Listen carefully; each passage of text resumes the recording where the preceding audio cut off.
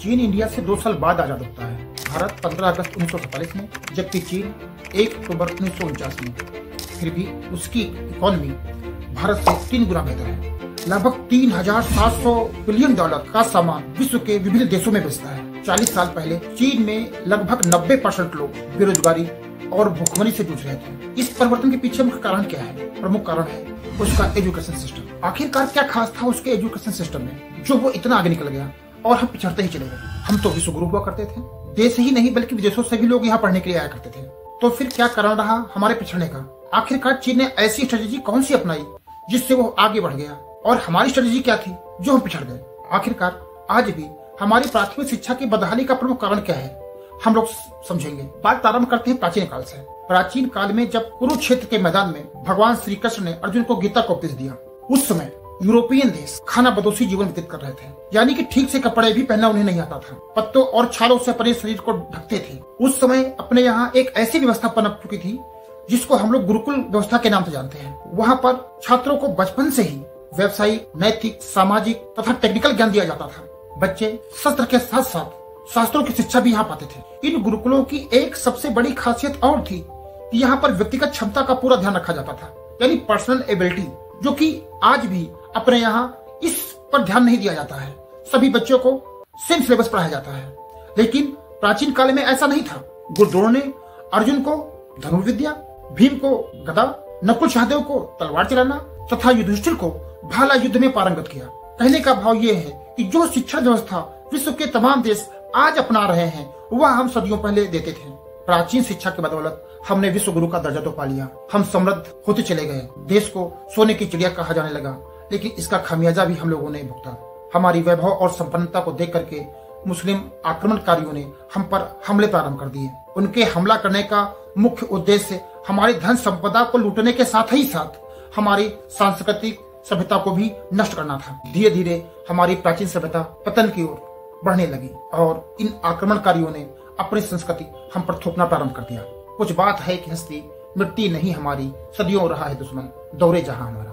मुस्लिम आक्रांताओं के बाद बची खुची कसर अंग्रेजों ने पूरी कर दी। जब ईस्ट इंडिया कंपनी भारत आई तो उनके सामने 2 प्रमुख समस्याएं थी।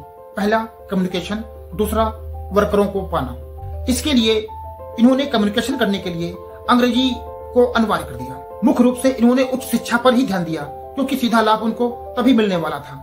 यानी कि उस समय भी हमारी प्राथमिक शिक्षा ही उपेक्षित की गई। लॉर्ड मैकाले ने 2 फरवरी 1835 को इंडियन एजुकेशन एक्ट प्रस्तुत किया, जिसने हमारे लिए ताबूत की कील का काम किया।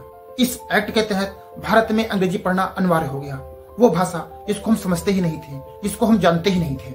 ऐसा नहीं है कि प्राथमिक विद्यालय नहीं खुले, प्राथमिक विद्यालय तो खुले, लेकिन उन विद्यालयों का उद्देश्य प्राथमिक शिक्षा को बेहतर बनाना नहीं था, बल्कि अपने धर्म संप्रदाय का प्रचार प्रसार करने तक ही सीमित रखा गया।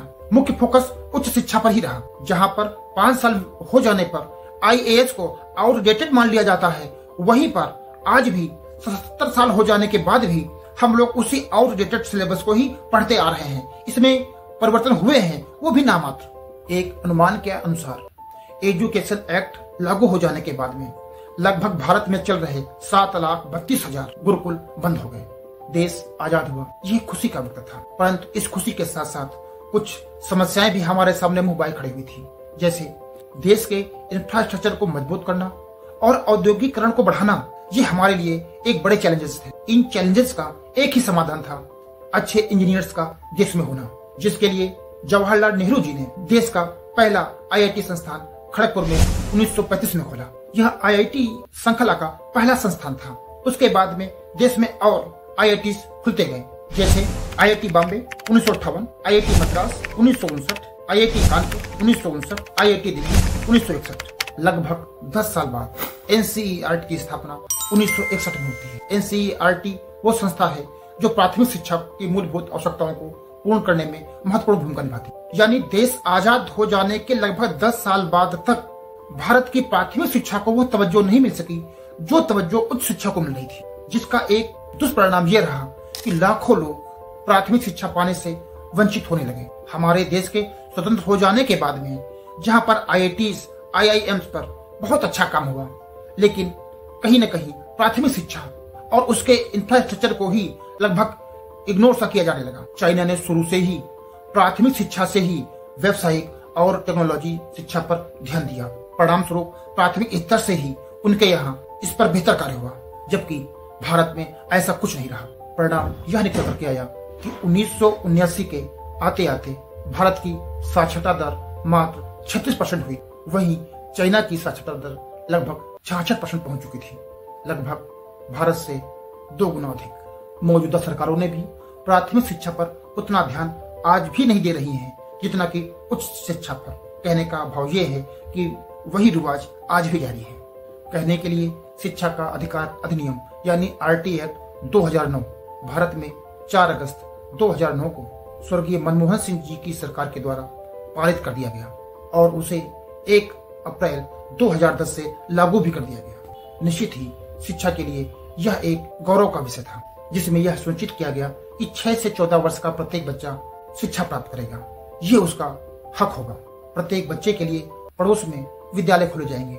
पड़ोस शब्द का आशय लगभग 1 किलोमीटर की दूरी में प्राथमिक विद्यालय तथा 3 किलोमीटर की दूरी में उच्च प्राथमिक विद्यालय खोले जाएंगे। यह अधिनियम हर बच्चे को मुफ्त और अनिवार्य शिक्षा प्राप्त करने का हक प्रदान करता है। क्या लगभग 15 वर्ष पूर्ण हो जाने के बाद में भी हम लोगों ने RT एक्ट के उद्देश्यों को प्राप्त कर लिया है? आइए इसकी भी समीक्षा कर लेते हैं। यह जो आंकड़े प्रस्तुत किए जा रहे हैं वह implementation of the right of children to free and compulsory education act 2009 where do we stand status report 2024 के आधार पर है। अब एक और आंकड़ा भी प्रस्तुत करता हूं जिसे आप अपनी स्क्रीन पर देखिए। इस रिपोर्ट में लोकसभा के प्रश्न संख्या 1719 के जवाब में यह डाटा प्रस्तुत किया गया, जिसमें बताया गया कि लगभग 19 राज्यों में RTE के तय न्यूनतम मानक से कम शिक्षक तैनात हैं। शिक्षा पर कितना खर्च होना चाहिए, इसके लिए भी एक आयोग गठित किया गया। इस आयोग को कोठारी आयोग के नाम से जानते हैं। इस आयोग ने कहा कि भारत सरकार अपने GDP का 6% शिक्षा पर अवश्य व्यय करेगी, परंतु यह व्यय कितना हो रहा है इसे भी आप इस आंकड़े के माध्यम से समझ सकते हैं। मौजूदा सरकार ने सत्र 2022-23 में लगभग 2.6% GDP का ही शिक्षा पर खर्च किया।